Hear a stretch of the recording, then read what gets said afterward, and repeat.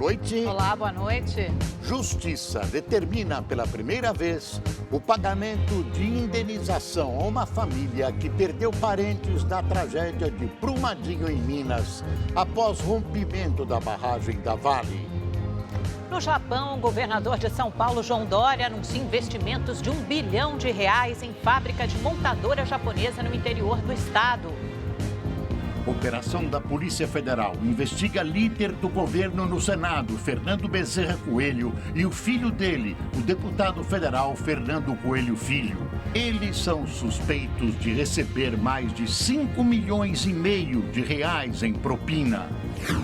Aluno esfaqueia professor em escola municipal de São Paulo. Estado de saúde dele é grave. O estudante tentou se suicidar. Polícia de Goiás prende o maior estuprador em série do estado. Ele é suspeito de 47 abusos. 22 casos já foram confirmados por teste de DNA. Chanceler do Irã promete guerra se Estados Unidos ou Arábia Saudita atacarem o país. Tensões aumentaram depois de ataque à petroleira saudita. Essas e outras notícias você acompanha em instantes do Rede TV News.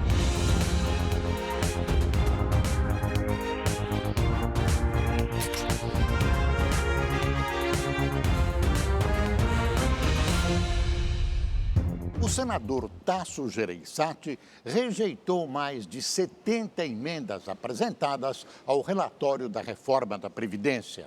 A proposta será votada na Comissão de Constituição e Justiça do Senado na próxima terça-feira.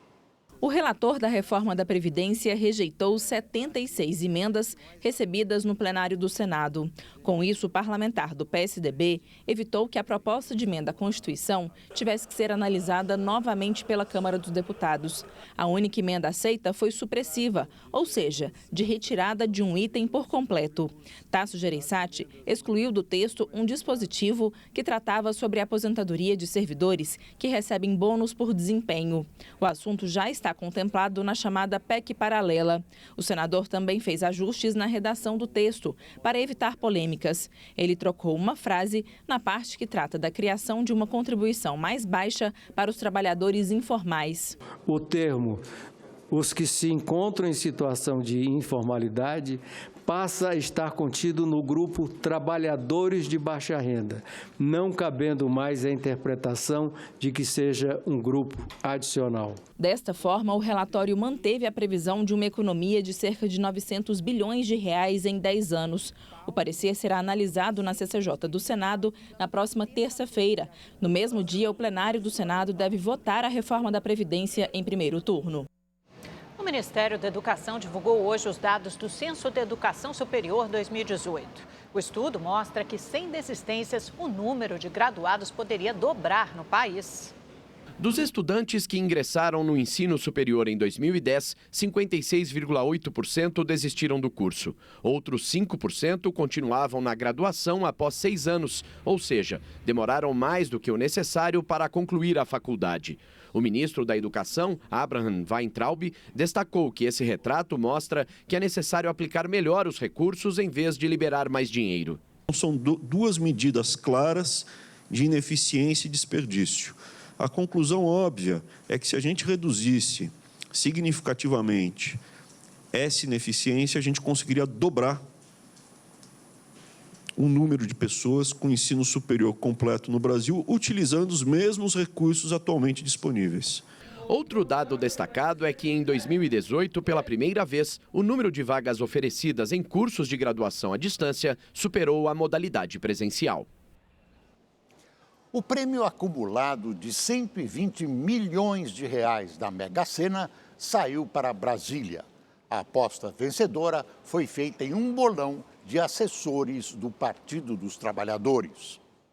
Os novos milionários do Brasil trabalham no gabinete da liderança do PT na Câmara dos Deputados. O bolão, com as 6 dezenas vencedoras, possui 49 cotas, investimento que rendeu mais de R$2 milhões para cada um.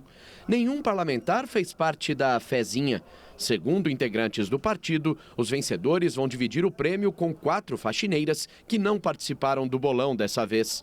Ainda na noite de ontem, quando se tornou público que os ganhadores eram funcionários do Partido dos Trabalhadores, o assunto ganhou espaço no plenário da Câmara. Os assessores da liderança do PT ganharam na Mega Sena. Isso. E eu quero aqui parabenizá-los e agradecer pelo PT ficar um mês sem liderança, sem obstruir o plenário. Vai ser uma maravilha agora a votação. E eu quero ver se o pessoal vai socializar esse dinheiro aí ou se vai ficar só na liderança do PT. Deputado Kim, presidente, você tem que ser liberal em tudo, não pode querer o dinheiro dos outros não, meu amigo. O governador de São Paulo, João Dória, anunciou hoje no Japão investimentos de R$1 bilhão em uma fábrica da Toyota no interior do estado. Os detalhes com o correspondente Marcelo Espíndola. Um cumprimento valioso selou o anúncio de R$1 bilhão que a montadora de veículos vai investir na produção de um novo carro na fábrica de Sorocaba a ser lançado no ano que vem. Em visita ao showroom na cidade que leva o nome da fabricante, o governador conheceu as tendências da empresa, mas o modelo do veículo que vai ser produzido em São Paulo ainda não foi revelado. O mercado especula que será um SUV compacto, o único que falta no catálogo da companhia. O que já se sabe é que a nova produção vai gerar 300 empregos diretos. O importante é que os empregos começam a ser gerados a partir de agora, do final deste ano. Também é um processo na cadeia produtiva e o investimento também começa agora no final de 2019 e até 31 de dezembro do ano que vem estará totalmente consolidado. Além do emprego direto, a estimativa é que mais 3.000 vagas indiretas sejam geradas em função deste recurso da montadora. E segundo Dória, novas fábricas e novos investimentos vão ser anunciados no começo de outubro deste ano e no primeiro semestre do ano que vem. Onde você põe uma indústria automobilística, ela gera um benefício para toda a região, para todo o estado e, evidentemente, para o país. Com 3 fábricas no estado paulista e um centro de distribuição em Votorantim, a montadora registra aumento de 2% de vendas em 2 outros modelos neste ano e segue otimista para investir no Brasil. Marcelo Espíndola, enviado especial ao Japão para o Rede TV News. O Ministério da Economia descartou hoje a ideia de congelamento do salário mínimo. Por meio da assessoria de imprensa, o Ministério ressaltou ainda que o salário mínimo e o benefício de prestação continuada vão continuar sendo corrigidos pela inflação. A Justiça determinou pela primeira vez o pagamento de indenização a uma família que perdeu 4 parentes na tragédia de Brumadinho, provocada pelo rompimento da barragem da Vale. R$12 milhões é o valor que a Vale deve pagar pela morte da família que estava hospedada na pousada, que foi destruída pela lama após o rompimento da barragem da mina do Córrego do Feijão, em janeiro deste ano. O juiz Rodrigo Heleno Chaves, de Brumadinho, determinou que o pagamento seja feito aos parentes da advogada Camila Taliberti, do irmão dela, Luiz Taliberti, de Fernanda Damian, a esposa de Luiz, e o bebê que o casal esperava, Lorenzo. Eles ainda eram acompanhados pelo empresário Adriano Ribeiro da Silva, pai de Camila e Luiz, e da atual esposa dele, Maria de Lourdes da Costa Bueno. Até o momento, são 248 mortos e 22 pessoas seguem desaparecidas. A Vale ainda pode recorrer da decisão e não quis se pronunciar. Trata-se de uma demora inaceitável da Justiça. São vítimas da incúria abandonadas pelo Estado. Isso é uma vergonha. Após 5 meses foragido, a polícia prendeu o principal suspeito de construir e vender os prédios que desabaram na Muzema, na zona oeste do Rio de Janeiro. A tragédia deixou 24 mortos. José Bezerra de Lira, conhecido como Zé do Rolo, foi encontrado ontem em um sítio no município de Afogados da Ingazeira, no sertão de Pernambuco. A região fica a 380 quilômetros de Recife.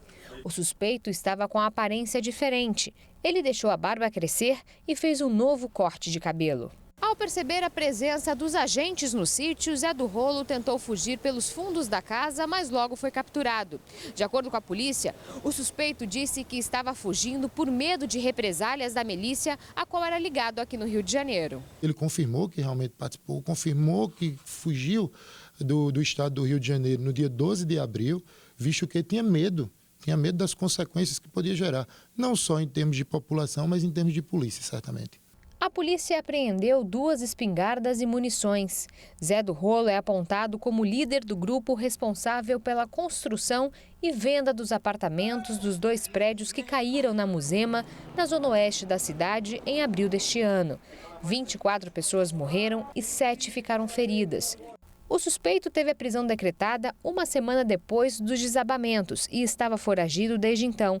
Ele vai responder por organização criminosa e por 24 homicídios dolosos, quando se assume o risco de matar. Além dele, a polícia também já prendeu outros 2 envolvidos na tragédia da Muzema: Renato Siqueira Ribeiro e Rafael Gomes da Costa, responsáveis pelas vendas dos apartamentos. Que existia outras células dessa organização, existia. O que está acontecendo agora é que ele não quer abrir qualquer tipo de informação, porque ainda há familiares deles no Rio de Janeiro e possivelmente possam estar ameaçados por essas milícias. Os responsáveis por essas obras são verdadeiros facínoras. Não têm a menor consciência nem caráter.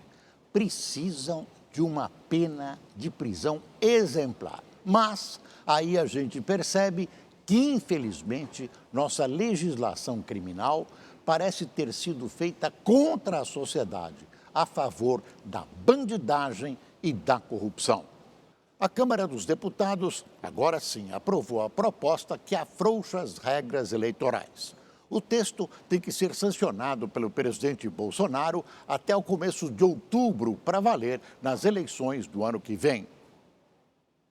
Na queda de braço entre Câmara e Senado, os deputados fizeram valer a prerrogativa de dar a palavra final e retomaram o texto que os senadores tinham desprezado. A proposta foi recuperada e aprovada na noite de ontem. Entre os pontos previstos no texto estão a recriação do horário político partidário gratuito no rádio e na TV, que tinha sido extinto em 2017, e a possibilidade de partidos terem a sede nacional em qualquer cidade, e não Brasília como é hoje.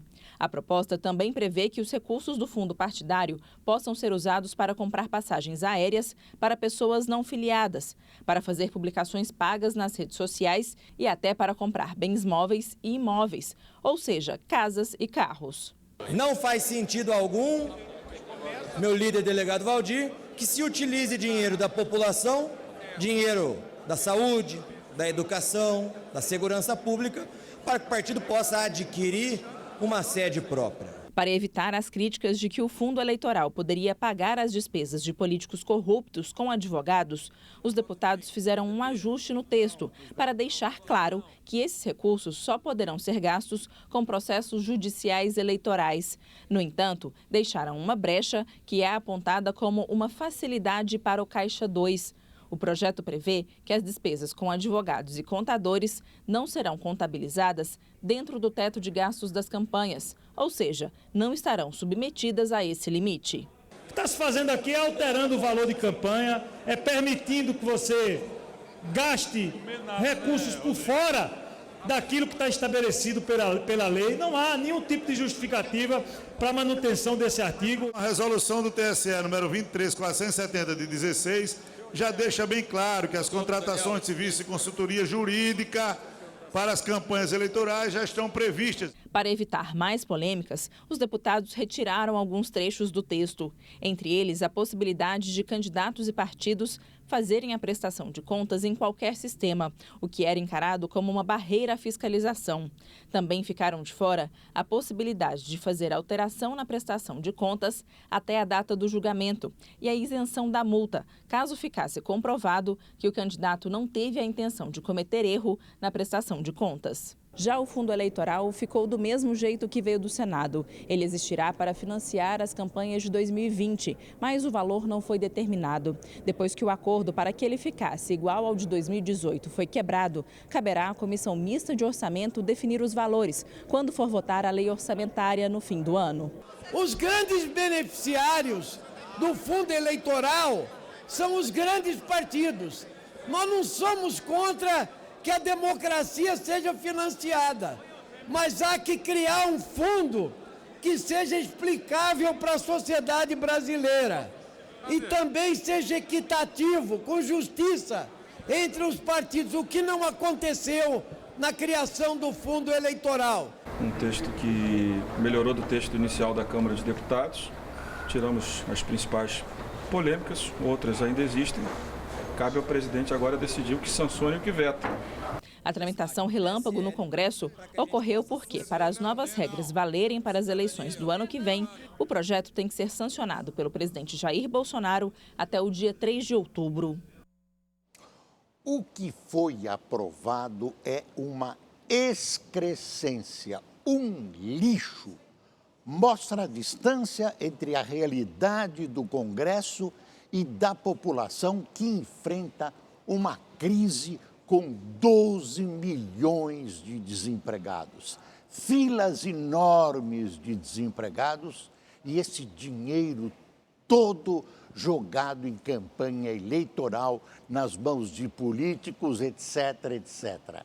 Se querem eleições mais baratas e até mais democráticas, que tenham a coragem de instituir o voto distrital. O Brasil é um dos pouquíssimos países do planeta que não tem voto distrital. A polícia de Minas Gerais fez hoje uma operação contra a venda de peças de veículos sem procedência comprovada. De acordo com as investigações, lojas e ferros velhos são usados de fachada para a venda de produtos roubados. Em Belo Horizonte, logo cedo, os donos de lojas de autopeças que ficam nessa avenida foram surpreendidos pela polícia. Este comércio já havia sido notificado e hoje acabou interditado. A loja foi interditada em função de não estar cumprindo com os requisitos da legislação nacional e das portarias do Detran, no sentido de se credenciar para revender peças usadas. As lojas que não estão cadastradas têm um mês para se regularizarem. Do contrário, correm o risco de serem fechadas em definitivo. As multas chegam a R$8 mil. Outros 2 estabelecimentos também foram interditados. Em um deles, 2 motores foram apreendidos. Ninguém foi preso. A operação fiscalizou autopeças em 140 cidades de Minas Gerais. Todas eram investigadas pela venda de produtos sem nota fiscal. De acordo com a polícia, algumas dessas lojas podem ser usadas para revender peças de carros roubados. Em Montes Claros, no interior de Minas, o alvo da investigação foi esse ferro velho que acumula milhares de peças. Para a polícia, coibir o comércio clandestino pode ajudar a reduzir o índice de roubo de veículos no estado. Desde o início do ano, quase 18 mil foram roubados ou furtados. Hoje, pelo site do Detran, a população ela consegue verificar se a peça que ela precisa, ele consegue verificar se essa peça existe em determinadas lojas já credenciadas, ele vai ter essa segurança, ter esse cuidado na hora de adquirir determinada peça, porque se o preço está muito lá embaixo, realmente tem que gerar uma desconfiança. A segunda fase da operação Spoofing, feita hoje pela Polícia Federal, prendeu temporariamente 2 novos suspeitos de invadir celulares de autoridades. Tiago Eliezer Santos foi detido em Brasília e Luiz Henrique Molição em Sertãozinho, no interior de São Paulo. Luiz é colega de classe de Walter Delgatti Neto, preso em julho na mesma operação. A nova fase tem o objetivo de descobrir se houve pagamento a Delgatti pela invasão do Telegram das autoridades públicas. Em São Paulo, a Polícia Federal prendeu 2 mulheres acusadas de participar de estupros de crianças. Elas faziam parte de um grupo criminoso que produzia e distribuía conteúdo de pornografia infantil na internet. As mulheres foram presas em Iguape, no litoral de São Paulo e na zona leste da capital paulista. Elas são acusadas de participar de mais de 30 estupros e torturas contra uma criança de 5 anos e outra de 11. A polícia identificou que uma das vítimas é filho de uma suspeita. As mulheres faziam parte de uma organização criminosa com homens que filmavam e distribuíam imagens de abuso sexual infantil na Deep Web, fórum que concentra internautas anônimos. As prisões de hoje fazem parte da segunda fase da Operação Pedomon, que em maio deste ano prendeu um casal de ucranianos e um brasileiro.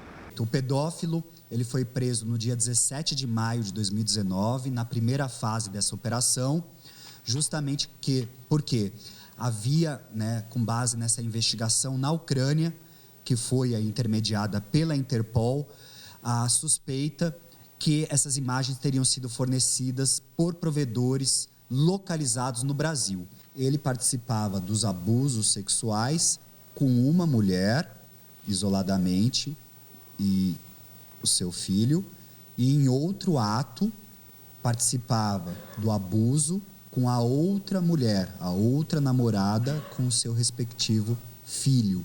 Os criminosos podem pegar de 3 a 6 anos de prisão por publicar imagens de pornografia infantil e de 8 a 15 anos por estupro de vulnerável. A Secretaria de Segurança de Minas Gerais investiga como um preso teve acesso a um celular e conseguiu fazer uma transmissão ao vivo de dentro de uma penitenciária. A live foi feita na última terça-feira de dentro de uma das celas do presídio promotor José Costa, da cidade de Sete Lagoas. Na transmissão, os presos se confraternizam e o autor do vídeo interage com os seguidores. Pedro Henrique Coelho Lopes, de 22 anos, aproveita para reclamar que está faltando maconha para o consumo dos presos, mas elogia a comida que é servida. Só tá difícil, que não tá tendo maconha não, viu, gente? Tá osso pra nós. Mas rango é mato, ó, rangueira. A direção do presídio disse que, após a identificação, instaurou o processo administrativo disciplinar para apurar a ocorrência. 3 suspeitos de participarem de uma organização criminosa foram presos em São Paulo. 2 dos 3 presos são investigados por roubos e participação em explosões de caixas eletrônicos nas cidades de Bebedouro e Guararema, no interior paulista. Com eles, a polícia encontrou um fuzil, um colete balístico, detonadores de explosivos, munição calibre 45 e 4 espoletas detonantes. O trio foi autuado por associação criminosa, porte de arma e posse de explosivos. A empresária cearense, morta no final do mês passado com um tiro no peito, assinou uma procuração para o namorado tomar decisões sobre herança. O crime, que era tratado como suicídio, agora é investigado como feminicídio. No dia 21 de agosto, 10 dias antes de morrer, Jamile de Oliveira Correia assinou esta procuração. O documento dá poderes ao namorado, o advogado Aldemir Pessoa Júnior, para representar Jamile, especialmente no inventário do marido, o empresário José Luísio Correia Neto, que morreu depois de um grave acidente de carro em Fortaleza em 2017. A empresária e o atual namorado, Aldemir, estavam juntos há menos de um ano. No dia 30 de agosto, depois de discutir e apanhar do namorado, Jamile foi baleada no peito dentro do apartamento. A morte era investigada como suicídio, mas depois que os vídeos das câmeras de segurança do condomínio onde eles moravam foram divulgados, Aldemir passou a ser tratado como suspeito de feminicídio. Em depoimento, o filho de Jamile afirmou à polícia que Aldemir batia na mãe. O exame residuográfico feito pela perícia forense do Ceará não encontrou chumbo nas mãos da empresária, mas a polícia não deu mais detalhes da investigação. E uma outra história absurda de violência contra a mulher: câmeras de segurança de uma praça em Marília, no interior de São Paulo, flagraram uma mulher sendo pisoteada pelo próprio companheiro. O homem aparece correndo atrás da mulher, que cai no meio da rua. O rapaz então acerta um chute nela, depois tenta levá-la de novo para a praça. O trânsito para. A moça resiste e se arrasta novamente para o meio da pista. Furioso, o agressor começa a pisotear a mulher. Depois vai embora. O caso aconteceu na segunda-feira e as imagens foram divulgadas hoje. A vítima, que já havia registrado um boletim de ocorrência contra o companheiro em maio, também por agressão, está internada em estado grave. O homem foi preso. Ninguém interfere, as pessoas passam como se nada estivesse acontecendo. O Ministério Público de São Paulo denunciou novamente a modelo que acusou o jogador Neymar de estupro. Nájila Trindade foi denunciada agora por fraude processual. O ex-marido dela, Stevens Alves, também. Na última terça-feira, o MP já tinha oferecido denúncia contra a modelo por denunciação caluniosa e extorsão. A investigação sobre o suposto estupro e agressão por parte do jogador foi arquivada em julho. O relatório final do inquérito considerou inconsistentes as provas e os depoimentos apresentados por Nájila. Um dos encontros ocorridos em maio no hotel de luxo na França foi gravado pela modelo. Um motorista de aplicativo foi morto em uma tentativa de assalto em Itacoaquecetuba, na Grande São Paulo. De acordo com a polícia, o crime aconteceu durante uma corrida na noite de ontem. 3 homens entraram no carro de Elvis Souza Leite, de 41 anos, e anunciaram um assalto. Ele teria reagido e os criminosos usaram o cinto de segurança para matá-lo. 2 homens conseguiram fugir. Um menor foi apreendido. Segundo a PM, nada foi roubado. Em menos de uma semana, 3 motoristas de aplicativos foram mortos na Grande São Paulo. É grave o estado de saúde do professor que foi esfaqueado por um aluno numa escola municipal de São Paulo. O ataque aconteceu na manhã de hoje e deixou 3 pessoas feridas, entre elas o próprio estudante. Pelo que eu conheci, ele era muito quieto. Uma das vezes ele conversava com as pessoas, mexia no celular e ele era muito quieto. O moleque era de boa. Era jovem. É desta forma que os colegas descrevem o menino de 14 anos que esfaqueou um professor desta escola municipal na zona leste de São Paulo por volta das 9h30 da manhã. Testemunhas disseram que o ataque aconteceu durante a troca de aulas no corredor aqui da escola. O aluno encontrou com o professor de geografia e então o esfaqueou. O estudante retornou à sala de aula, avisou aos colegas o que tinha feito e depois se esfaqueou. Um outro professor conseguiu conter o jovem, mas também acabou se ferindo. Este aluno conta que cruzou com o garoto instantes depois do ataque. Eu fui e falei, o que está acontecendo? Ele nem me respondeu. Aí eu vi ele com volume. Foi nessa que eu fui sentir da sala do professor de geografia. Eu vi uns pingos de sangue no chão. Foi nessa que eu achei estranho. Entrei na minha sala, peguei minha bolsa e fui se escondi no banheiro. Eu vi na hora que todo mundo começou a correr, o professor todo ensanguentado correndo no meio do corredor. Do alto, dava para ver a movimentação de estudantes, funcionários e policiais nos corredores. Alunos registraram o momento em que uma das vítimas era socorrida. Um deles diz no vídeo que o garoto estava sofrendo bullying. O estudante está no 9º ano do ensino fundamental e não tinha histórico de problemas com colegas ou funcionários. A informação que nós temos é que era um aluno exemplar, só tirava notas boas.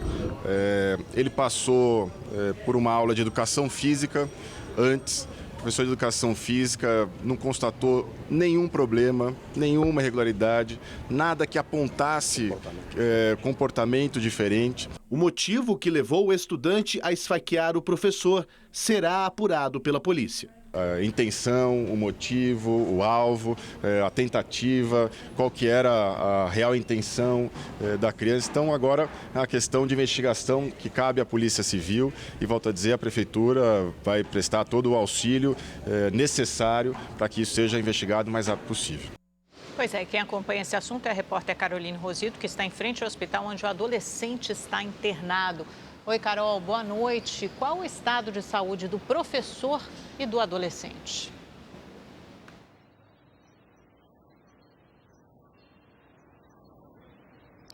Oi, Amanda. Boa noite para você, boa noite a todos. A Secretaria Estadual de Saúde informou há pouco que o estado de saúde do menino é estável. Já o professor Luiz Marcos está internado em estado grave em um hospital da zona leste da capital paulista, mas apesar da gravidade, a situação dele também é estável. Familiares disseram que ele passou por uma cirurgia aí que durou cerca de 4 horas e que permanece internado na UTI. Eles também disseram que o professor está consciente e que lembra como tudo aconteceu. O outro professor, que também foi agredido ao tentar conter o adolescente, sofreu apenas ferimentos superficiais. Bom, depois dos ataques, as aulas foram suspensas e, segundo a prefeitura, a escola só deve retomar as atividades a partir da segunda-feira. Amanhã, alunos e professores vão passar por um atendimento psicológico com uma equipe de saúde. Caroline Rosito, para o Rede TV News.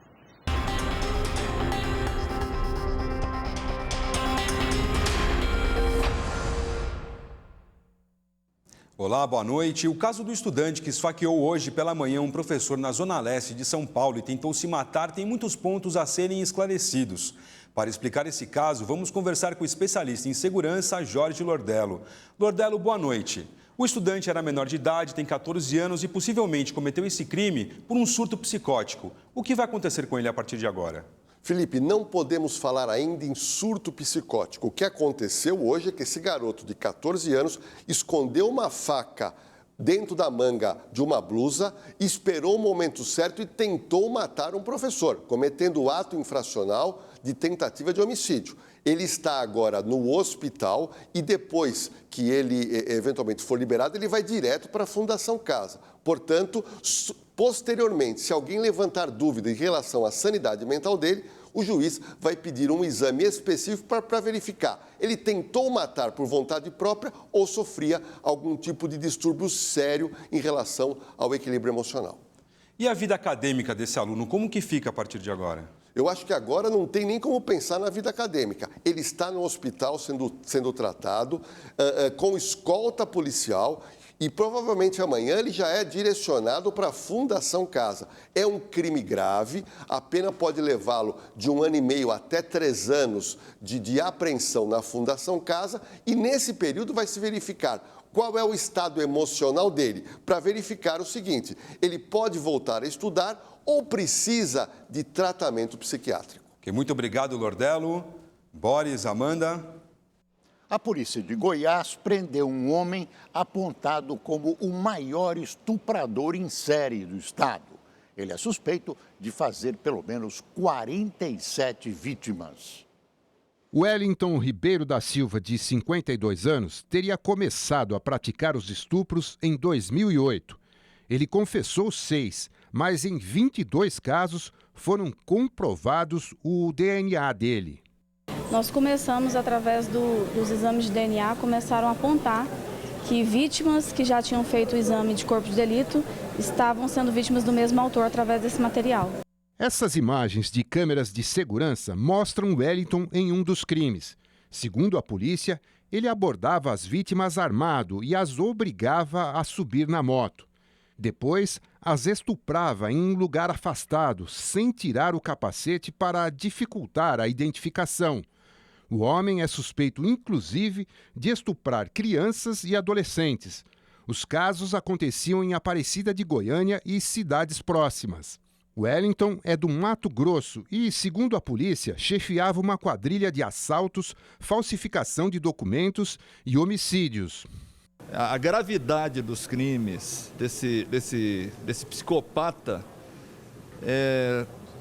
pode ser, não tem paralelo, pelo menos que eu conheça, eu já tenho quase 40 anos de vida policial, não tem paralelo na história das polícias do Brasil. Se condenado, a pena somada de todos os crimes pode chegar a 600 anos de prisão. Vamos saber qual a previsão do tempo para todo o país com a Gabriela de França. Olá, boa noite para todo mundo. Hoje foi mais um dia quente e seco pelo Brasil, menos em algumas áreas do sul. Em Curitiba, a chuva foi forte, viu? Veio acompanhada de granizo e causou estragos aí na capital do Paraná. A água foi parar até mesmo dentro desse supermercado e num hospital, deixando aí médicos e pacientes desesperados. A forte chuva veio acompanhada aí de vendaval, olha só que impressionante a força do vento. E durante a noite um show foi interrompido, as pedras de gelo invadiram o palco. Amanhã apenas o Rio Grande do Sul escapa dessa chuva. Ainda tem alerta para temporal, chuva forte com raios, vendaval e granizo entre Santa Catarina e o Paraná. E agora essas instabilidades, elas vão avançar em direção a São Paulo, pegando aqui extremo sul de Minas e também o centro-sul do Rio de Janeiro. Pode ter chuva aí nesses locais a partir da tarde. Na capital paulista, essa virada no tempo acontece principalmente no final de semana, viu? Até domingo a temperatura cai, mínima de apenas 15 graus, não passa dos 20, vem friozinho e vem chuva também. Mas antes, a sexta-feira ainda vai ser de tempo aberto e calor de 35 graus. E finalmente choveu em algumas cidades aí do Mato Grosso, locais onde não chovia há muito tempo. Em Guarantã do Norte, por exemplo, moradores contam que não via uma chuva volumosa há quase um ano. Imaginem só que bênção, né? Bom, amanhã ainda pode ter uma chuvinha ou outra em áreas aqui do noroeste do Mato Grosso, mas o que vai predominar mesmo é o ar seco. Ele continua cobrindo grande parte do Brasil em todo esse amarelão aqui do mapa. Com tempo seco e quente, as queimadas têm se espalhado, inclusive sobre Minas Gerais. Se a gente comparar o mesmo período do ano passado, houve um aumento aí de 45%. Essa fumaça tem atrapalhado a visibilidade nas estradas e na Grande Belo Horizonte os moradores têm convivido aí com essa cortina de fumaça nos últimos dias. E pelo visto vai continuar assim, viu? Nem sinal de chuva lá para a capital mineira. Amanhã vai ser mais um dia seco e quente, pode ter recorde de calor nessas capitais. BH com máxima de 35, Brasília 36, em Goiânia chega aos 40 graus. Temperaturas seguem altas também pelo norte do Brasil, mas por lá o calor e a alta umidade vão provocar pancadas de chuva a partir da tarde em grande parte aqui da região, máxima de 37 graus em Manaus. Agora em Palmas, nada de chuva, tempo seco, muito quente, faz 38 graus. E para os cariocas, Rio de Janeiro, a máxima para amanhã é de 36. Eu fico por aqui, te vejo amanhã. Até lá. Tchau, tchau. O ministro das Relações Exteriores iraniano negou que o país tenha sido responsável pelo ataque à petroleira na Arábia Saudita e afirmou que o Irã vai responder a qualquer agressão com guerra. Os detalhes... Guerra total. Foi esta a resposta do ministro das Relações Exteriores do Irã, Javad Zarif, quando jornalistas perguntaram sobre uma possível retaliação militar liderada pelos americanos ou pelos árabes. Pelo Twitter, o chanceler iraniano disse que, para o bem dos Estados Unidos, é melhor o país rezar para não conseguir o que procura. Em outra publicação, falou que o Irã não quer guerra, mas não vai hesitar em se defender. Zarif continua a negar a participação do Irã nos ataques à petroleira na Arábia Saudita no último fim de semana. Depois do atentado, 5% da produção mundial do combustível foi cortada e o preço dos barris teve a maior alta em 28 anos. Após se reunir com os príncipes herdeiros da Arábia Saudita e de Abu Dhabi, o secretário de Estado americano Mike Pompeo disse que é claro o consenso na região de que o Irã conduziu o ataque. Pompeo ressaltou que foi ao Golfo Pérsico para construir uma coalizão em busca de uma solução pacífica, apesar da contrariedade iraniana. Os Emirados Árabes Unidos se juntaram à coalizão americana ao lado do Reino Unido, Austrália e Bahrein para proteger as hidrovias no Oriente Médio. Além da coalizão, o governo Trump optou por aplicar mais sanções econômicas ao Irã. Não deu detalhes do que deve acontecer ainda esta semana, mas disse que negar ao país persa capacidade e riqueza é a melhor maneira de impedir o financiamento de campanhas terroristas. Segundo o porta-voz do Pentágono, Jonathan Hoffman, os Estados Unidos querem o retorno do Irã ao mundo internacional desde que o país pare com a atividade maligna que tem promovido na região e volte ao caminho diplomático. Luciana Camargo, de Nova York, para o Rede TV News. O Irã é uma tremenda ditadura teocrática. Israel é a única democracia da região. Por isso, vale lembrar que nunca na história moderna houve uma guerra entre dois países democráticos. Uma das muitas virtudes das democracias. Sem conquistar maioria, o primeiro-ministro de Israel, Benjamin Netanyahu, propôs um governo de coalizão a seu principal adversário. Veja na reportagem do correspondente Luciano Júnior. E ninguém levou essa. Nem Netanyahu, que conseguiu 31 cadeiras no Congresso, nem seu principal opositor, Benny Gantz, que garantiu 2 a mais. Para ter maioria, cada partido precisaria de no mínimo 61 cadeiras no parlamento. Agora, os 2 principais nomes da política israelense vão precisar de muita negociação para formar um bloco com a ajuda de outros partidos e conquistar o cargo de primeiro-ministro. Netanyahu, o atual premier, que busca o 5º mandato consecutivo, baixou a guarda e sugeriu um governo unificado, uma espécie de parceria com o adversário Benny Gantz. Benny, cabe a nós formar um amplo governo de união. Não podemos e não há razões para irmos para uma terceira votação. A necessidade atual é de um governo de ampla unidade.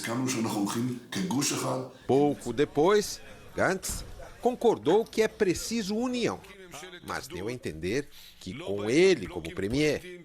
O povo escolheu a unidade. O povo quer que Israel esteja acima de tudo. Portanto, o Azul e Branco, sob minha liderança, venceu as eleições. O Azul e Branco é o maior partido. Se o país segue dividido, a faixa de Gaza, a zona de conflito entre judeus e palestinos, se mostrou indiferente ao resultado da eleição. Para Fawzi Barum, porta-voz do Hamas, trocas na liderança do governo israelense não mudarão em nada a relação hostil entre os 2 povos. Estamos tratando as eleições de Israel como algo hostil ao povo palestino, que sofre com um longo histórico de massacres na região. Tanto Gantz quanto Netanyahu prometem aumentar os assentamentos em territórios ocupados. Acertos políticos e coalizões dos partidos irão definir nos próximos dias o perfil de Israel, que pode ficar entre um governo de direita ultra-ortodoxo de Netanyahu ou um Gantz que transita mais pela via da centro-direita. De Paris, Luciano Júnior para o Rede TV News. O Partido Árabe Israelense foi o 3º colocado, cresceu nessa eleição. Neste momento, um acordo entre Netanyahu e Gantz parece impossível. E ambos, aparentemente, não têm condições de formar um gabinete aliando-se a outros partidos. A perspectiva, por enquanto, é a convocação de novas eleições. 50 pessoas morreram em 2 atentados no Afeganistão. Na província de Nangarhar, ao leste do país, um ataque aéreo com drones dos Estados Unidos matou 30 agricultores e feriu outros 40 no fim da noite de ontem. O porta-voz das Forças Armadas Americanas em Cabul diz que o alvo era um esconderijo do Estado Islâmico. Horas depois, um caminhão-bomba explodiu próximo ao hospital na cidade de Kalat, no sul do país. 20 pessoas morreram e 90 ficaram feridas. A explosão devastou grande parte do hospital, destruiu ambulâncias e também atingiu uma mesquita. O Talibã assumiu a autoria do atentado. Este é o 3º dia seguido de ataques do Talibã no país. O grupo anunciou um boicote violento contra as eleições gerais, marcadas para o próximo dia 28. Uma tempestade que atingiu o estado americano do Texas causou estragos e transtornos. Casas foram inundadas e um hospital precisou ser esvaziado. A água também invadiu um hotel. A recepção e os corredores ficaram inundados e os hóspedes acabaram ilhados. Apesar do sufoco, ninguém ficou ferido. O primeiro-ministro do Canadá, Justin Trudeau, se desculpou hoje depois de ter sido alvo de 2 acusações racistas. Imagens do premier com o rosto e os braços pintados de preto foram divulgadas por uma emissora de televisão local. O vídeo foi feito no início dos anos 90. O Partido Liberal, liderado pelo primeiro-ministro, confirmou a autenticidade da gravação. Ontem, a revista Time também publicou uma foto de Trudeau usando maquiagem marrom no rosto e nas mãos e vestindo um turbante branco em uma festa fantasia em 2001. As publicações causaram polêmica e repercutiram no mundo todo. O uso de maquiagem negra ou marrom por pessoas brancas, conhecido como blackface ou brownface, é considerado uma prática racista. Em encontro com eleitores, o primeiro-ministro pediu desculpas. Isso é algo que me arrependo profundamente. A revelação das imagens acontece um mês antes das eleições no Canadá. Agora o esporte. O Atlético Paranaense ganhou o primeiro título da Copa do Brasil de sua história. A festa em Curitiba foi do tamanho da conquista. Em cima de um trio elétrico, o Atlético Paranaense desfilou pelas ruas de Curitiba. A festa do título tomou conta da capital paranaense. Os jogadores desembarcaram na Arena da Baixada, onde centenas de torcedores também aguardavam para comemorar a inédita conquista. Hoje a gente muda a história e faz com que o Beira-Rio seja lembrado como um momento único, extraordinário, de alegria. O jogo foi pesado. Entradas ríspidas marcaram os primeiros minutos. E foi numa escapada em velocidade que a bola sobrou para Léo Cittadini abrir o placar. 7 minutos mais tarde, uma confusão na área atleticana acabou com Nico Lopes colocando na rede. Wellington Silva deu a última esperança para a torcida, que acabou o jogo vendo o Furacão atacar. Se nada mais dava certo para o Inter, esse drible desconcertante que Marcelo Cirino aplicou foi derradeiro. Rony marcou e deu o título ao Atlético. Pela primeira vez, os atleticanos levantaram uma taça de Copa do Brasil. A derrota no jogo de ida obrigava o Inter a ser ofensivo desde o início. Mas a postura colorada foi diferente. Extasiados com a ideia de que tudo se resolvia em casa, o time de Odair viu um Atlético Paranaense melhor vencer. Tentamos, lutamos, buscamos tudo dentro daquilo que nós, dentro do possível e impossível, para que a gente pudesse retribuir todo esse carinho e esse esforço e essa dedicação que o torcedor está tendo com a gente, mas hoje não deu. Ao final do jogo, a torcida colorada protestou. O portão 7 do Beira-Rio foi queimado e confusões no entorno do estádio foram registradas. Uma pantera negra passou quase um dia inteiro passeando pelos telhados de edifícios de uma pequena cidade francesa. Foi na comuna de Armentières. A misteriosa pantera negra surpreendeu os moradores que passaram a filmá-la e fotografá-la. Ela caminhava de telhado em telhado. Os bombeiros foram chamados. O animal às vezes parava para observar os carros, se inclinar e até olhar pela janela dos apartamentos. Uma pessoa ligou para os bombeiros avisando que um gato de rua estava na vizinhança, mas eles logo perceberam que se tratava de um animal bem maior. A pantera foi colocada numa jaula e entregue para a Liga de Proteção de Animais. As autoridades investigam como o bicho foi parar lá, mas por enquanto a aparição é um mistério. Mas que é bonita, é bonita. O Rede TV News fica por aqui. Uma boa noite. Boa noite e até amanhã.